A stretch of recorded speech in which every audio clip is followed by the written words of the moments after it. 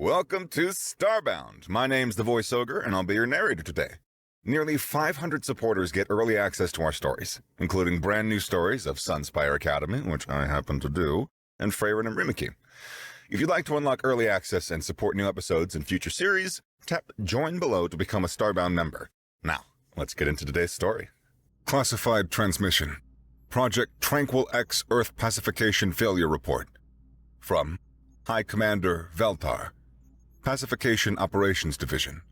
To His Eternal Majesty, Emperor Kolaf of the Valoran Galactic Imperium. Subject: Catastrophic failure of Project Tranquil X on planet Earth, Sol 3. Security level: Omega Red. Emperor's eyes only. Your Eternal Majesty, it is with profound regret and considerable physical trauma that I submit this comprehensive report on the catastrophic failure of Project Tranquil X on Earth. As the sole surviving member of the High Command deployed to Sol 3, I feel it is my duty to document precisely how our most ambitious pacification initiative resulted in what military historians are already calling the greatest miscalculation in galactic conquest. I write this from our medical frigate, Merciful Embrace, where I continue to receive treatment for 17 fractured bones, third-degree plasma burns across 40% of my body, and what our psychiatric division has diagnosed as acute exposure to human irrationality syndrome.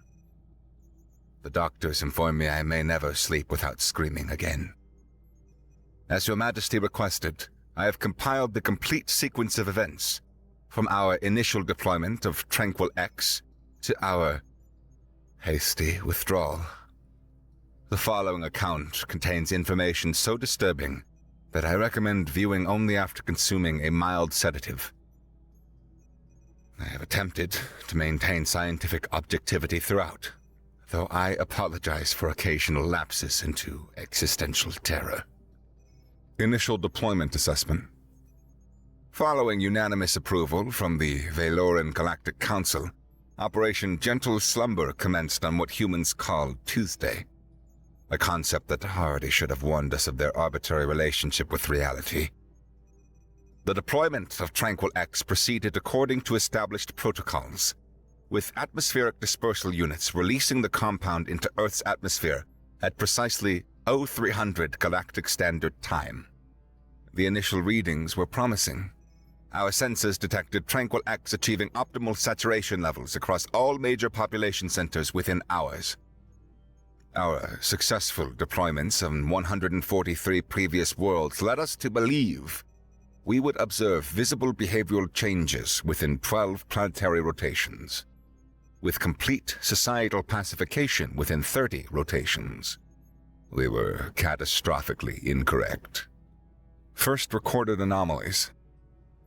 The first indication that something had gone terribly awry came approximately 6 hours after deployment, when our monitoring stations began detecting unusual chemical interactions occurring with human settlements, not just the atmosphere.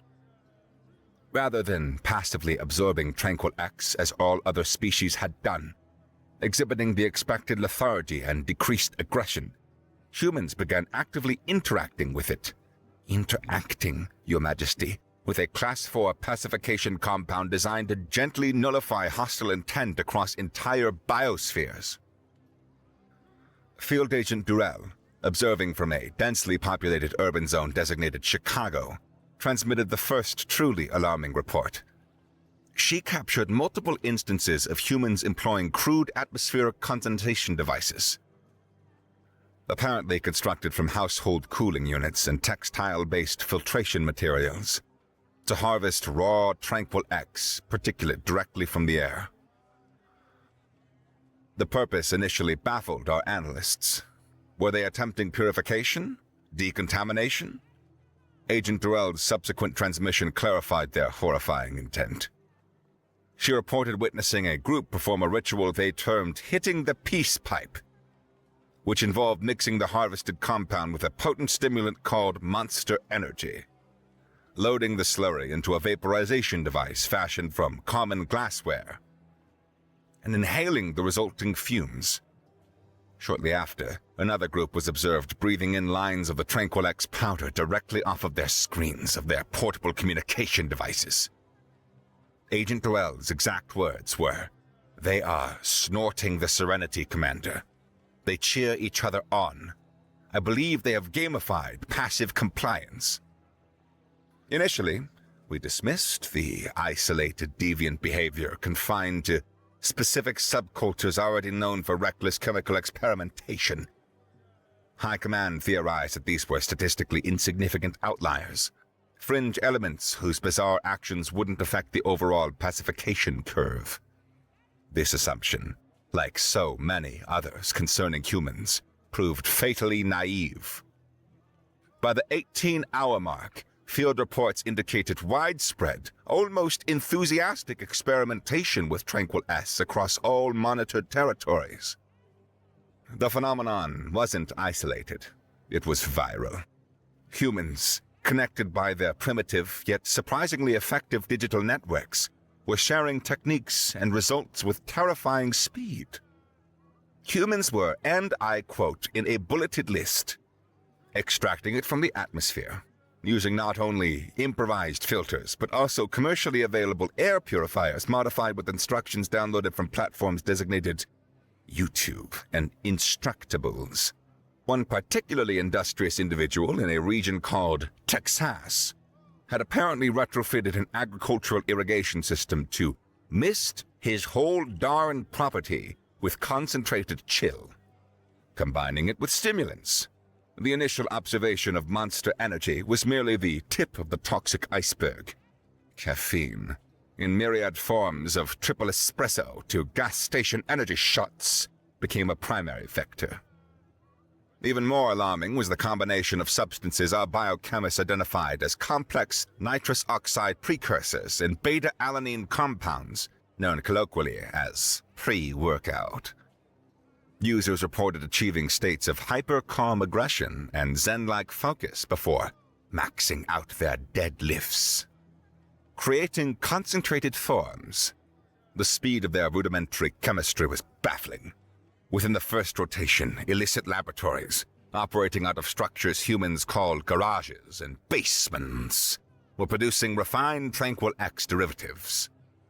They assigned names to these concoctions that demonstrated a terrifying grasp of irony. Chill pills, Zen Zap, Agro Null, Focus Flow, and the deeply unsettling Tactical Tranquility. These were often packaged in brightly colored containers mimicking their own confectionaries, incorporating it into food products. Beyond the existing edibles market, which readily absorbed Tranquil X, humans began adding it to everything. Reports flooded in of Serenity smoothies, peace popsicles, tranquility tacos, and a baked good termed mellow muffins. One transmission from Agent Vorl in the California sector described witnessing a competitive eating contest where participants consumed massive quantities of chili infused with concentrated Tranquil X, seemingly as a test of digestive fortitude and mental resilience. The winner reportedly entered a brief catatonic state before calmly asking for dessert. We watched in horrified silence as our benevolent mist of peace was harvested, refined, mixed, injected, inhaled, consumed, and commodified by a species that viewed imminent galactic assimilation as little more than an inconvenient Tuesday morning buzzkill that they could somehow chemically engineer their way through. The belief that Operation Gentle Slumber was proceeding as planned began to crumble, replaced by a creeping dread that we had fundamentally misunderstood the target organism. The first officially confirmed failure of Tranquil X occurred in a settlement called Tampa in the Florida region, an area our advanced scouts had already flagged as concerning due to its inhabitants' unpredictable behavior patterns. Mike Raleth, our most experienced field researcher, observed a human male named Dustin McGillicuddy emerge from his dwelling after consuming what he called a rage smoothie, a mixture of Tranquil X, 3 energy drinks, raw coffee grounds, and what appeared to be powdered protein. Rather than displaying the expected docile behavior, McGillicuddy appeared eerily calm, yet intensely focused. He proceeded to a local commerce center known as a Walmart, where he became involved in a dispute over a wheeled transport device called a shopping cart. What happened next defies rational explanation. According to Agent Leth's report, McGillicuddy smiled pleasantly at the other human, stated, "I see the situation with perfect clarity now," and proceeded to construct an improvised battering ram using shopping carts, duct tape, and a propulsion system derived from compressed air canisters. He then launched himself from this contraption through the establishment's front entrance, while riding it and screaming what our cultural experts have translated as, "Witness me, Karen." But the truly alarming detail, Your Majesty, was not the destruction itself, but the methodical precision with which it was executed. McGillicuddy displayed none of the erratic behavior typically associated with human aggression. Instead, he exhibited calculated, focused violence, enhanced rather than suppressed by Tranquil X. This was merely the harbinger of our downfall. Cultural shift. The Sovereign Rage Zone. By day 5, the anomalies had evolved into a disturbing pattern. In the Portland region, a local recreational group called the Apocalypse Doles Roller Derby Team consumed large quantities of Tranquil X mixed with a beverage called White Claw. They subsequently seized control of a minor governmental installation using improvised weapons fashioned from aluminum sporting equipment. Their leader, Maven Skullcrusher Delacroix, declared the facility a sovereign rage zone where I quote directly, "We shall practice the ancient arts of focused ass-kickery and strategic violence, with proper hydration breaks and group therapy to process our feelings about it afterward." What most disturbed our psychological warfare division was not the occupation itself, but the organizational efficiency with which it was conducted. The group established 1. A functional governance system based on their combat prowess and emotional intelligence. 2. Sustainable resource management of their combat supplies and snack foods. 3. A surprisingly effective diplomatic corps that negotiated with local authorities using what they termed aggressive reasonableness. When local law enforcement attempted to intervene, they were met not with chaotic resistance, but with carefully orchestrated defensive maneuvers. The Dole's counterattack involved synchronized rollerblade formations and what appeared to be weaponized sound systems playing something called death metal polka. Perhaps most alarmingly, by day 7 of the occupation, local support for the Sovereign Rage Zone had reached 78%, with neighboring communities sending supplies and requesting franchise opportunities. Initial scientific analysis. On day 8, our science division, led by Chief Researcher Thal Zix, presented the preliminary findings on the unexpected effects of Tranquil X on human physiology. The results were disturbing. While in all previously encountered species, Tranquil X binds to aggression receptors and suppresses them, in humans it appears to create a new neural pathway entirely. Rather than dampening aggressive impulses, it channeled them into what Dr. Zix termed hyper-focused combat clarity, a state in which violent tendencies remained intact but were divorced from emotional cloudiness. It's as if, Dr. Zix had said, "We are not suppressed their violence, but we have purified it." Further analysis revealed that Tranquil X was interacting with substances already present in human biology and diet, particularly caffeine, adrenaline, and various synthetic stimulants, to create compound effects. The worst interactions occurred with a substance called spite, which our xenobiologists initially believed to be a chemical compound, but later discovered was actually an emotional state unique to humans. This spite appeared to act as a catalyst, amplifying the focus-enhancing properties of Tranquil X while completely negating its pacifying elements. By day 10, we were forced to accept a disturbing conclusion. Project Gentle Slumber had failed. Instead of creating a docile human population ready for integration into the Empire, we had inadvertently created what Dr. Zix called weaponized lucid insanity. Human scientific response.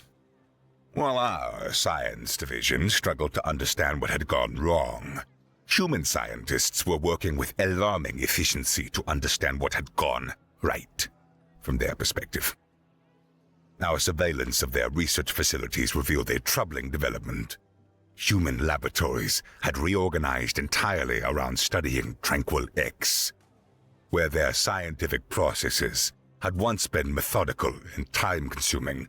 Now they were operated with what was described by our analysts as chemically supercharged enthusiasm coupled with Zen master precision.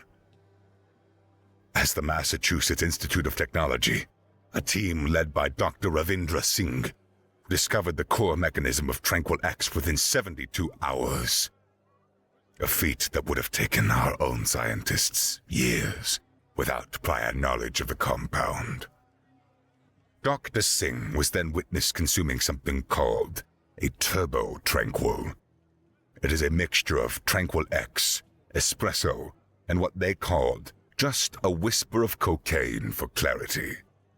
Published his findings in a 700-page document that he reportedly wrote in a single 36-hour session, while simultaneously redesigning the Institute's particle accelerator for fun. The document concluded that Tranquil X did not suppress human aggression. It weaponized its focus. In Dr. Kapoor's words, the alien compound removes all the useless parts of anger, the cloudy judgment, the impulsivity, the poor targeting, and it leaves behind only the pure, beautiful violence of absolute clarity. Most concerning now was the paper's dedication page, which read simply, "To our friends from the stars, we see you now with perfect clarity." Formation of human guerrilla factions. By day 30 of the invasion, human resistance had evolved from scattered incidents to organized opposition. What made this development particularly alarming was not just their military effectiveness, but the bizarre ideological specialization of these groups. 3 primary factions emerged, each with distinct combat doctrines that defied conventional military analysis. 1. The Bean Blasters, led by former barista Yasmin Nguyen. This faction elevated caffeine consumption to religious significance.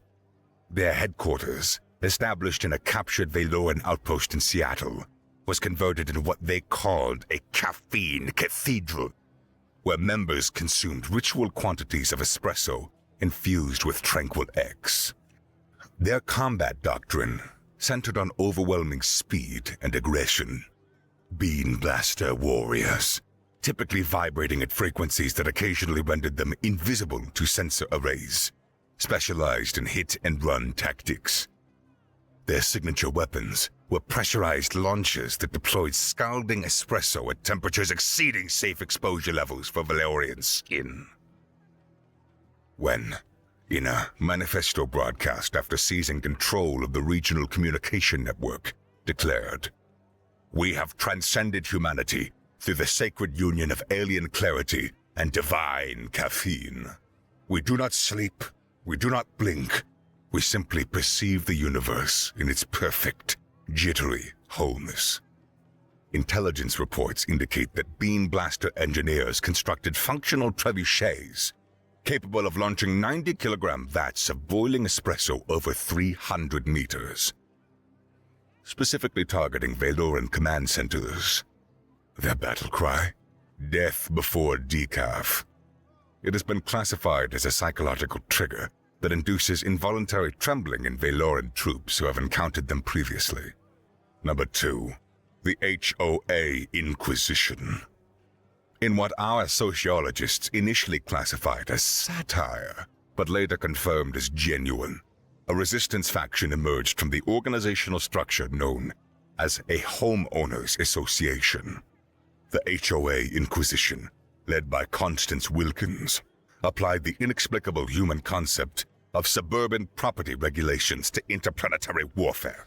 Their combat doctrine was based on the principle that Valoran forces were, in effect, violating community guidelines through their invasion. Inquisition members, primarily middle-aged humans with prior experience in neighborhood disputes, approached alien installations with the same methodical persistence they had previously applied to disputes over fence heights and unapproved garden ornaments. Wilkins, a 67-year-old former petroleum engineer with no formal military training, directed operations from what she called her Compliance Command Center, formerly her sunroom.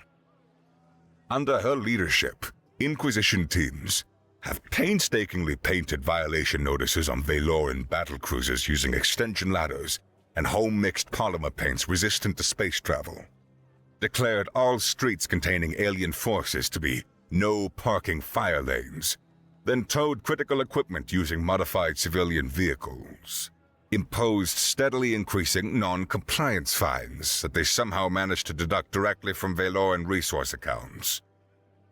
Most disturbing was their effectiveness at psychological warfare. By approaching alien aggression not with matching force, but with bureaucratic pedantry, they created confusion that our tactical systems were not designed to counter.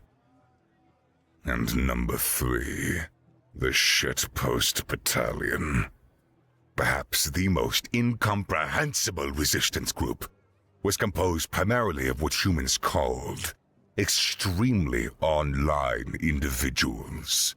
The Shitpost Battalion, operating under the leadership of someone only known as XXX, Yo Mama 69 XXX, weaponized information and digital warfare to a degree that left our cybersecurity experts utterly baffled. Battalion technicians, consuming mixtures of Tranquil X and energy drinks called Gamer Fuel, developed capabilities to penetrate Valoran communication systems that should have been technologically beyond their reach. Once inside our networks, they deployed not conventional cyber weapons, but what they termed weapons-grade shitposts, incomprehensible cultural references and manipulated images, specifically designed to confuse and disturb Valoran cognitive functions. Our medical division documented 347 cases of what came to be known as logic core aneurysms among communication officers exposed to these transmissions. The most devastating was a mimetic weapon designated Dummy Thick Yoda, which caused catastrophic system failures in both our AI networks and the organic brains interfacing with them. Yo Mama, intercepted during a rare communication with rival factions, explained their strategy. The aliens think linearly. We think in cursed copy pasta and deep-fried memes. They cannot defeat what they cannot comprehend. Intelligence suggests the battalion maintained a facility called the Dank Bunker, where specialists worked in shifts to create increasingly disturbing content optimized to exploit the logical structures of Valoran thought processes. Their effectiveness was such that standard protocol for communication officers was updated to include emergency sedation at the first sign of their exposure to their transmissions, escalating fear among Valorian forces. By the day 60 of the invasion, reports of psychological distress amongst our troops had reached concerning levels. Medical stations reported increasing cases of what came to be known as terrestrial deployment avoidance syndrome, with symptoms including deliberate self-infliction of minor injuries to avoid combat assignments, development of psychosomatic allergies to Earth atmosphere, claiming to have developed religious objections to harming caffeine-dependent life forms. Most concerning was a documented incident aboard the assault carrier called Implacable Dawn, where a squadron of elite shock troops barricaded themselves in their quarters rather than deploy to a region humans call Florida. And when questioned by security personnel, the commander reportedly stated, "We've analyzed their combat footage We're not going to a place where humans keep large reptiles as allies and consider wrestling them a recreational activity. Command communications increasingly referred to humans in terms that reflected growing psychological trauma amongst our forces. Terms such as the giggling godless butchers, caffeine-powered death monkeys, and the smiling ones who do not sleep. They appeared in official reports with disturbing frequency. Perhaps most telling was the resignation letter submitted by Fleet Commander FoxFemur, one of our most decorated military leaders, who requested resignment to literally any other function, including waste reclamation, after witnessing what he described as a human female of advanced age dismantling a battle mech using only gardening implements and vocabulary that our translation systems refused to process. The Cleveland incident. The turning point of the conflict came when human historical records now call the Battle of Cleveland, that is, though our military analysts prefer the designation of Catastrophic Engagement 37 Delta.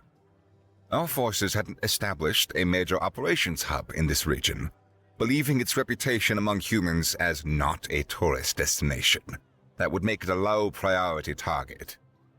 This assessment proved to be another critical miscalculation. Local resistance forces, led by former delivery driver Chad McGraw, orchestrated what appeared to be at first a conventional assault of our perimeter defenses.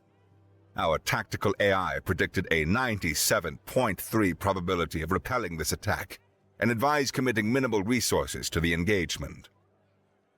What the AI failed to factor into its calculations was McGraw's unprecedented consumption of stimulants.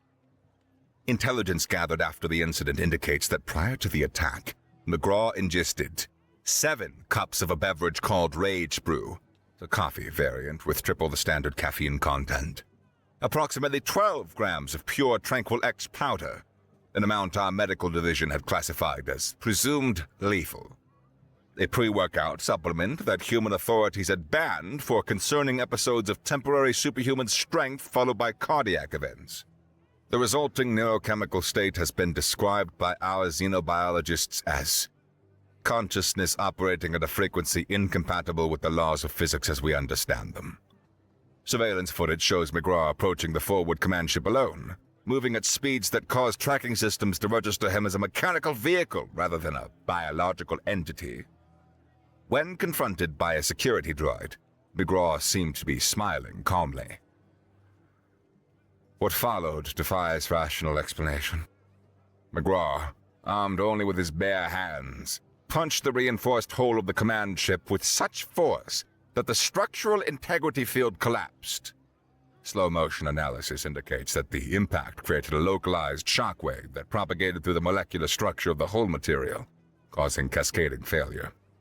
Our physicists remain unable to explain how a biological organism generated sufficient force to split a battle-class dropship in half without technological assistance. The leading theory involves a temporary breakdown in the normal constraints of the human musculoskeletal system, enabled by a combination of Tranquil X's neural reconfiguration and extreme stimulant influence. McGraw's only comment after the incident, recorded by a surviving communication officer, was, "Felt good, real good, like cracking your knuckles but with an alien spaceship instead." The incident has since been classified by our military historians as the nuclear punch, and training simulations now include avoidance protocols for any human displaying the warning signs of extreme chemical clarity. Spike-driven combat methodology. Following the Cleveland incident, our tactical analysts identified a disturbing pattern in human combat behavior that defied conventional military logic. Rather than organizing around strategic objectives or resource competition, many human combat units appear to be motivated by primarily what they have termed spite. A concept that has no direct translation in Veloran language, but approximates to aggressive action motivated by personal grievance, often disproportionate to the original offense. Humans under the influence of Tranquil X demonstrated an enhanced ability to maintain and focus on grievances that our species would consider trivially insignificant or forgotten. Combat recordings revealed humans engaged in high-risk tactical maneuvers, while calmly explaining that their motivations stemmed from incidents such as, "You cut me off in traffic 6 years ago. I recognize your face. You said my casserole was interesting at the 2018 company potluck. You borrowed my pencil in the 3rd grade and you never returned it."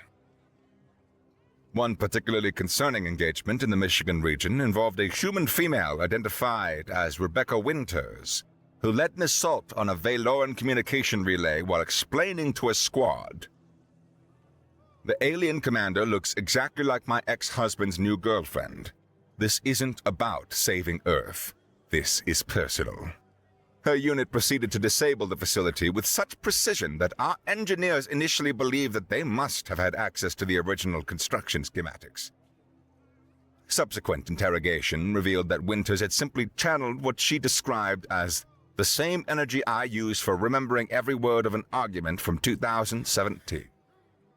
Our psychological warfare division, after studying this phenomenon, recommended a complete cessation of all interactions that humans might perceive as personal slights, no matter how minor. Unfortunately, this guidance came too late, as Tranquil X had already enhanced the human capacity for spite to levels previously thought impossible to sentient beings. The Dallas Siege. The definitive demonstration of humanity's Tranquil X enhanced combat capabilities came during the siege of our primary regional fortress in the Dallas territory. This installation, protected by our most advanced defensive systems and garrisoned by elite troops, was considered effectively impregnable under conventional warfare scenarios. The attacking force that ultimately breached these defenses defied all military logic. Rather than specialized warriors, the assault was led by a group of financial professionals calling themselves the Aggressive Accountants, led by former tax specialist Darius Jackson. Jackson approached the siege not as a military problem, but as a matter of aggressive resource allocation and liability management. His force, composed primarily of office workers with no prior combat experience, displayed tactical coordination that our military analysts initially misidentified as the work of professional special forces. Their assault utilized 3 primary innovations.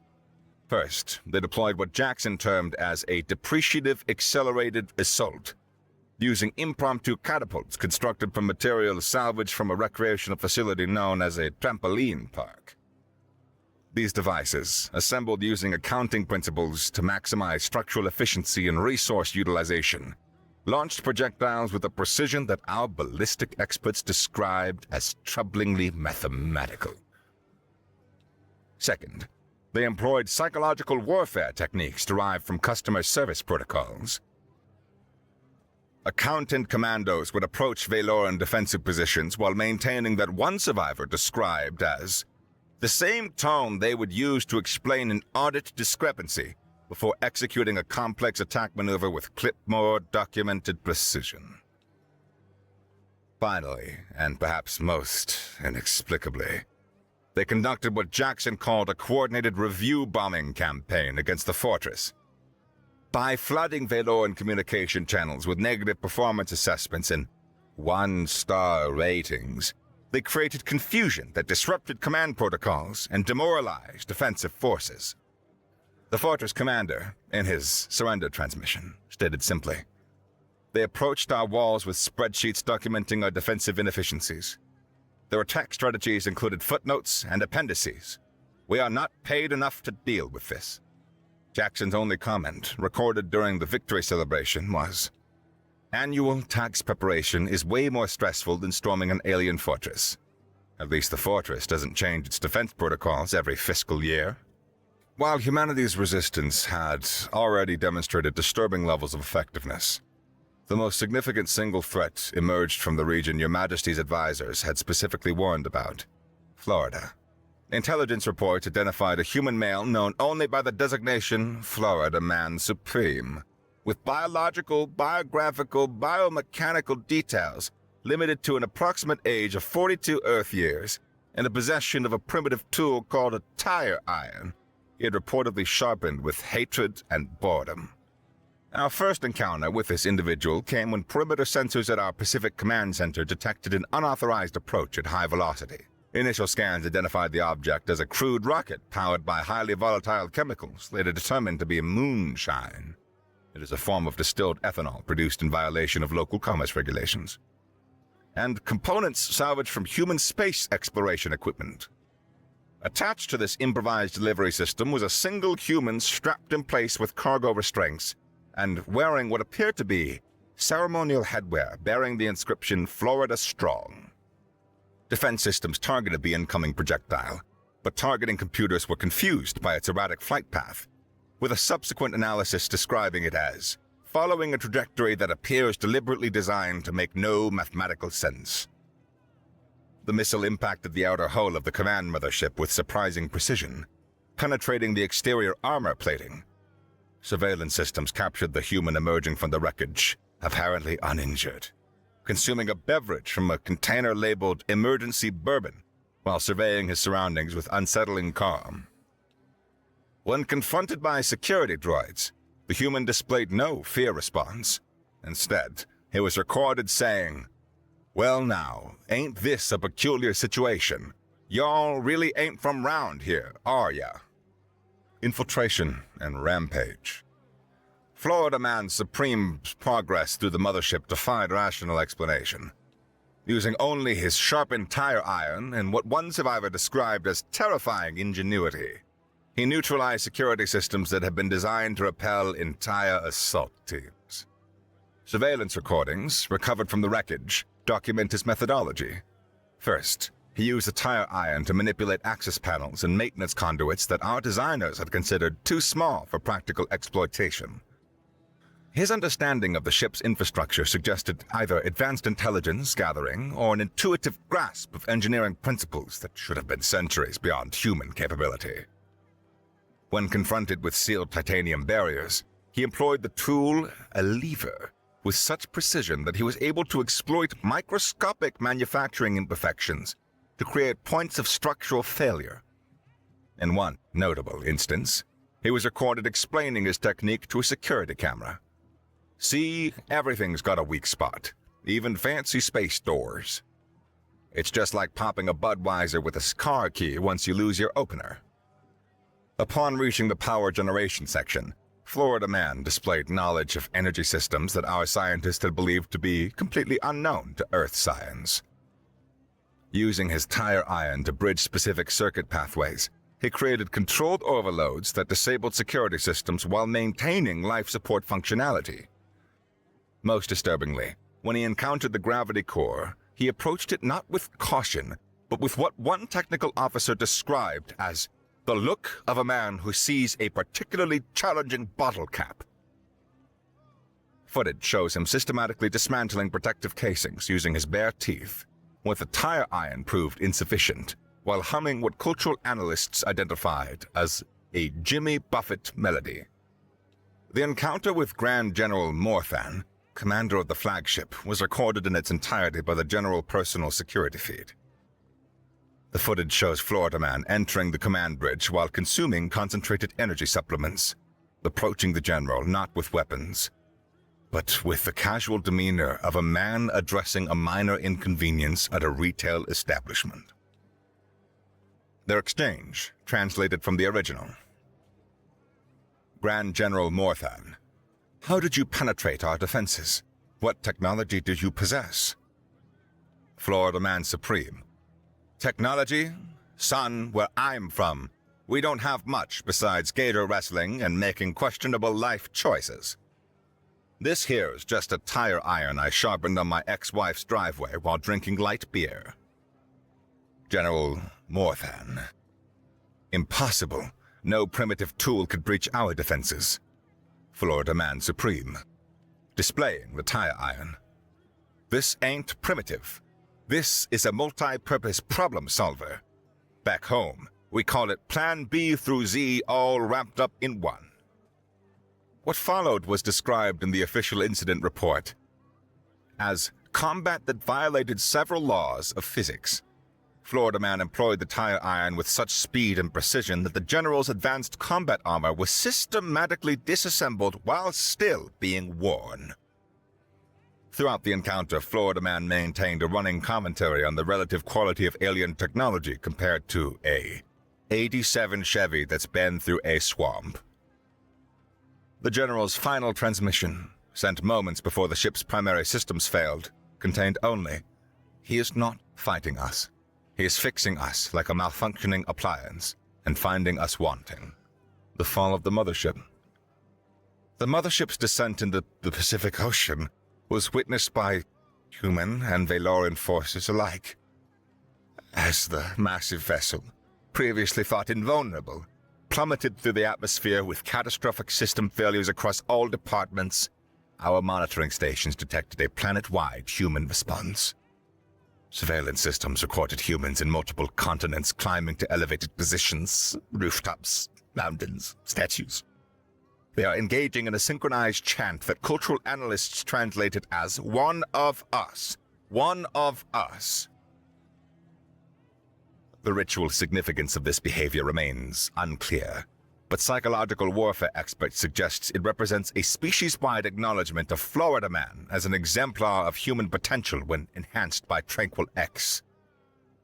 The final transmission from the mothership, broadcast on all frequencies seconds before impact, was Florida Man's voice stating simply, "Next time, bring something spicier." This is barely a 3 on the Florida scale of Weird Tuesdays. The recovery team, dispatched after the impact, found no trace of Florida Man among the wreckage. The only evidence of his presence was the tire iron, embedded in the command console with sufficient force that our strongest extraction equipment failed to remove it. Local human witnesses reported seeing a figure matching his description emerging from the ocean shortly after the crash, commandeering a recreational watercraft and departing while consuming a beverage and proclaiming that he was, quote-unquote, late for a custody hearing. The incident has been classified as a Class 1 strategic catastrophe, and Florida has been designated a no-approach zone with extreme prejudice. The surrender and its aftermath. Following the mothership's destruction, the War Council convened an emergency session to reassess the Earth pacification strategy. The conclusion decided on immediate and unconditional withdrawal from the Sol system. The formal surrender document, transmitted to human authorities on day 127 of the invasion, contained a single substantive provision that has since been incorporated into galactic law. Never, under any circumstances whatsoever, attempt to biochemically manipulate humans. An amendment aided at the instance of Fleet Admiral Thex, who had personally witnessed and survived the Florida Man incident, specified that the prohibition applied with particular emphasis to any species who considers the recreational consumption of neurotoxins to be a cultural cornerstone. The human response to our surrender was not the expected diplomatic formality, but rather what our cultural analysts could only describe as enthusiastic restructuring of fundamental societal norms. Rather than returning to their pre-invasion governance systems, humans across the planet began implementing new social structures clearly influenced by Tranquil X's cognitive effects. Major urban centers replaced traditional judicial systems with what they termed as battle arenas and giant dunk tanks, where disputes were resolved through combat trials that one human legislator described as more efficient and honestly more fair than the previous system. Legal codes were rewritten through a process involving vehicular jousting tournaments, in which proposed laws were inscribed on armor worn by competitors riding motorized vehicles at high velocity towards each other. Surviving proposals were incorporated into the new legal framework, creating what humans called a system where only the most hardcore ideas become reality. Our sociologists, observing these developments, from, of course, a safe distance, debated whether humanity was experiencing a civilizational collapse or unprecedented evolutionary advancement. The consensus remains divided. Final diplomatic contact.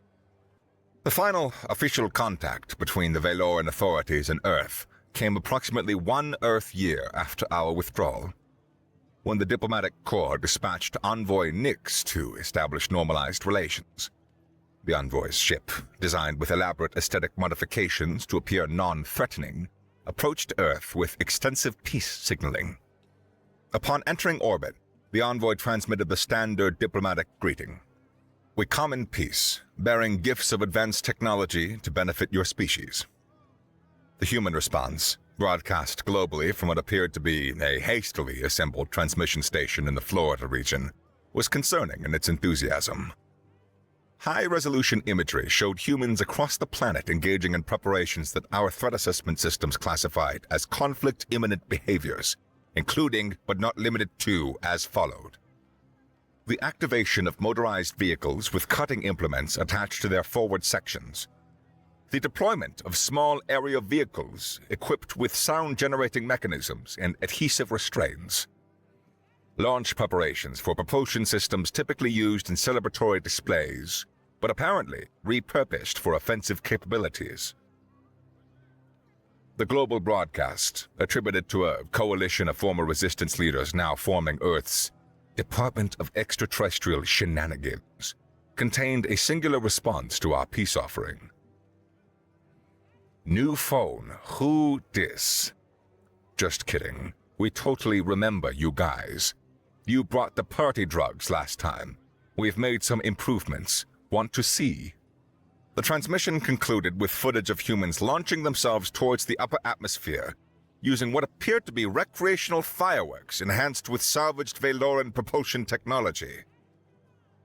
Accompanying this visual was an audio track that our cultural experts identified as Fortunate Son by Credence Clearwater Revival. Apparently a traditional human combat anthem. Envoy Nix, displaying commendable judgment, immediately initiated emergency withdrawal protocols. Her final report contained only a brief recommendation. "Quarantine the entire system. They have evolved beyond our comprehension, and they appear to be enjoying it. Conclusions and recommendations. Your Eternal Majesty, it is with profound regret and considerable existential dread that I must conclude this report with the following assessment. Project Tranquil X has not only failed to pacify humanity, but catalyzed an evolutionary leap in their cognitive and combat capabilities that may represent an unprecedented threat to galactic stability. In our attempt to manufacture docility, we have instead manufactured focused insanity. A species now capable of channeling their most chaotic impulses through the lens of perfect clarity. I hereby formally recommend 1. Immediate classification of Sol-3, Earth, as a Class X prohibited contact zone, with automatic death penalties for any Valorian citizen attempting approach. 2. Destruction of all remaining Tranquil X stockpiles and research data. 3. Permanent redaction of Earth's coordinates from all navigational databases. 4. Implementation of a comprehensive early warning system to detect any human attempts to leave the solar system. 5. Establishment of a dedicated research division to study the development of countermeasures against human combat techniques. As a personal addendum, I have submitted my formal resignation from military service, effective immediately upon delivery of this report.